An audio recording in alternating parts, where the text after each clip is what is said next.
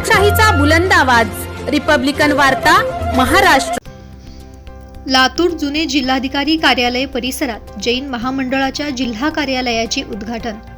जैन अल्पसंख्याक आर्थिक विकास महामंडळाचे अध्यक्ष ललित गांधी यांनी घेतला अल्पसंख्याक विकास योजनांचा आढावा। बातमी आहे लातूर येथून।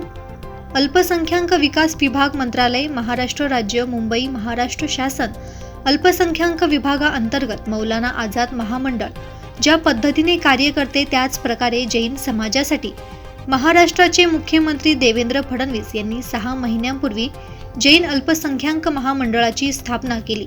त्याच वेळेस या जैन अल्पसंख्याक महामंडळाचे पहिले अध्यक्ष म्हणून ललित गांधी ज्यांना राज्यमंत्र्याचा दर्जा दिला।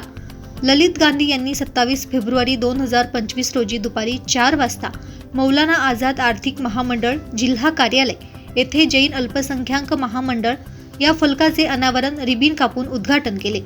यावेळेस जिल्हा नियोजन अधिकारी सोमनाथ रेड्डी, ज्येष्ठ पत्रकार जयप्रकाश दगडे, अरविंद कांबळे, जिल्हा व्यवस्थापक मौलाना आझाद, बीजेपी अल्पसंख्याक जिल्हाध्यक्ष मोहसिन शेख, हर्षदभाई शहा, मुन्ना हाशमी, संजय सोईतकर, हातिम शेख, किशोर जैन, ऋषिकेश कोंडेकर, शोभा कोंडेकर आदींसह पदाधिकारी उपस्थित होते। ललित गांधी आपले मत व्यक्त करत असताना सांगितले की भारतात सर्व धर्मात दानशूर धर्म म्हणजे जैन समाज आहे, परंतु या समाजामध्ये गरिबीची परिस्थितीही खूप लोक आहे। यासाठी राज्याचे मुख्यमंत्री देवेंद्र फडणवीस साहेबांनी माझ्यावरची जबाबदारी सोपवली आहे, ती मी व्यवस्थितरित्या पूर्ण करेन।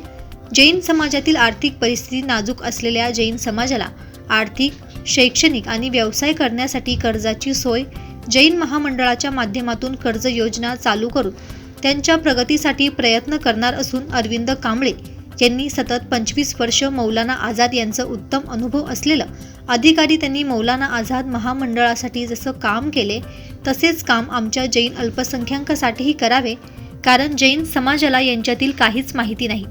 मी स्वतः अल्पसंख्याक समाजाला न्याय देण्याचा प्रयत्न करीत।